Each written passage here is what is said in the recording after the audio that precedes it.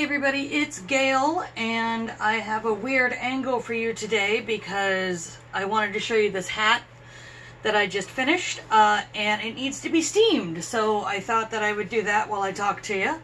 So this hat is a design from the 1960s. You do it in a double strand of raffia. The original called for Lejune Swistraw, which is just one of the many names for raffia yarn from back in the day. I didn't use anything fancy. I just actually got on the Joann website and ordered some raffia ribbon in 100-yard skeins and used that. I needed 4 of them to do the job, to make it to sizing. So this hat is sized for a 22-inch head, which is about what I have. So it does fit me, which is exciting. And you will notice the edges right now are very, are very roughly, and it's supposed to be straight. So I'll put up a photo of what it's supposed to look like. And so the way you do that is that you steam it, which is why I have this steamer here that is going to help me. Now it says to steam press in the instructions, and I think what that means is you're supposed to get an iron and have it on steam mode and like press down while you steam, but I wanted to try out just steaming it for results. And so you may have noticed I do have a saucepan here, and that is because the instructions say use a 6-inch saucepan to shape the hat. And so that is what we will be steaming it over to get the right shape. And once this top part is done, I will be pinning and steaming the hat edge to make it flat. But for now, what we're trying to do is just start the process of shaping the sides and the top of the hat with the steamer. So it's really interesting how many old patterns have required me to buy tools I never would have really used before. You know, the beautiful thing about polyester and also just fabric blends we have in the modern day is that you don't need to steam things or iron them as often. So this is actually a rare thing for me. I had to order this special, but it's about $30 on Amazon, this little steamer. This is my first time using it, so this is not like a full review. But it is definitely, it was easy to put together, it's easy to use. It's literally one button, which I love. And I have a number of other patterns that dictate getting a steamer out and doing some work. Hi, Miss Bean. Do you want to be into video? And so, I've never done this before, so I'm hoping I can kind of get it in one. And I read up a little bit. You don't want to get too close. And it's, you know, it seems pretty straightforward. You just put steam on the thing and it relaxes everything so that you can get the shape that you want. Yeah, so that's good and damp. That's probably a good start. So I love the saucepan being the thing that it's told you to use because it's such a precise item to call out. Hold on. There we go. She's better. And so I had to go and check because we've got a couple of different saucepans. But I also had to look up which one was the saucepan just to make sure I was thinking of the right one because I'm not the one who cooks in the family. Yeah, this is really, I can tell, I mean, it's not really showing up on film, obviously, but like, it's a little damp. It's definitely willing to be shaped. Let's get it off the top here. And it looked about like that.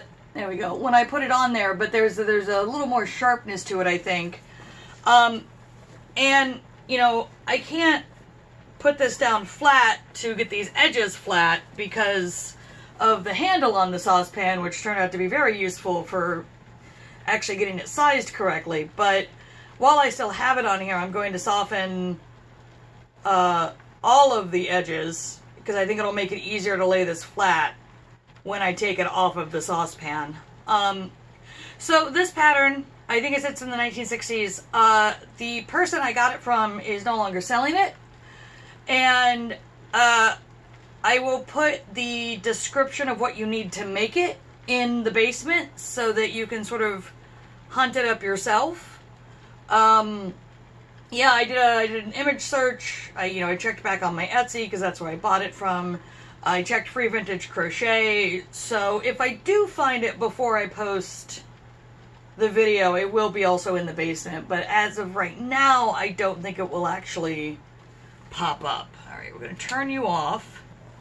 Let you bubble. I'm going to take this off carefully. All right. So I've got a good... Yeah, oh, look at that. Yeah, you can kind of see it coming together already, huh? So what I'm going to do is actually cut the video so that I can pin this. I'm going to pin this into place. So you have these picot stitches at the end of this. And I'm going to pin those picot stitches down to have a nice even edge to work against with the steamer to get it in the correct shape. And then next time you see me, I will hopefully be wearing a very cute hat. So I will see you in a few minutes.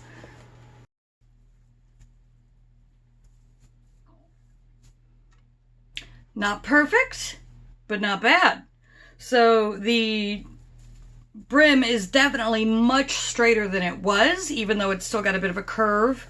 When you look at the pattern photo, it's a very straight brim hat, and also the top of the hat has a little more depth than this one does, and I think that's due to the fact that the saucepan I used was a little over 6 inches, whereas they said a 6-inch saucepan, and I'm betting when you put this on top of a 6-inch saucepan, you're going to get that height that was taken up by adding that little bit of extra width.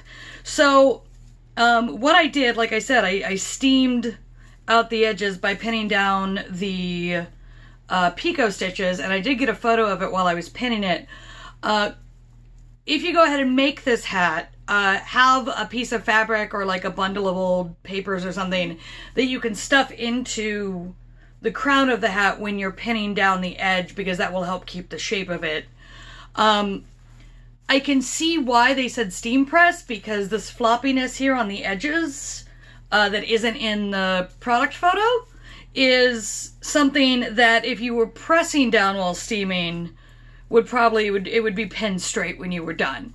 Honestly, you could probably also steam and then do some starch, and that would help as well. But I think by steam press, I didn't actually mean the big machine, which I didn't think they did, but you never know. They meant, you know, like the steam setting on the iron, which I think our iron does that, but like, it's super cute. It'll make a great summer hat exactly the way it is.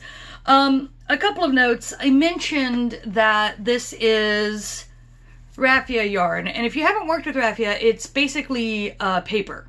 It's wax paper. And it's made from raffia tree leaves.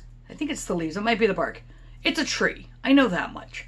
And then you work it in a double strand. Now, it does not have the same pliability as other yarns. It's not quite as bad as working with hemp or jute.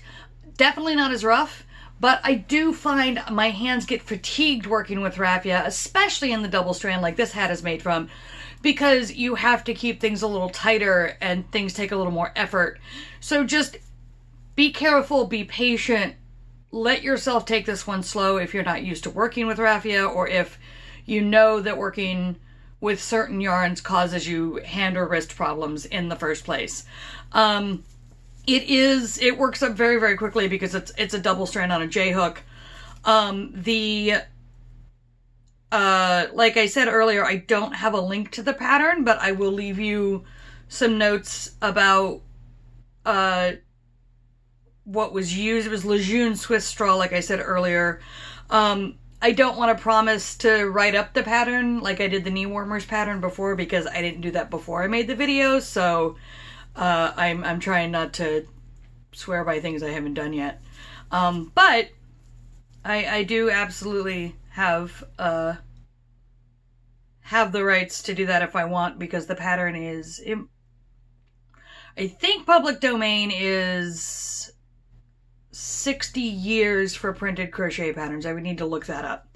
And I have a whole video plan talking about copyright, public domain, and the gray area that some patterns live in that, like, I'm totally fine with being in the midst of, because, you know, places have gone out of business. Lejune, who was the creator of this pattern, does not appear to be in business anymore. And it was, I have several patterns from the Lejune company actually in my stash.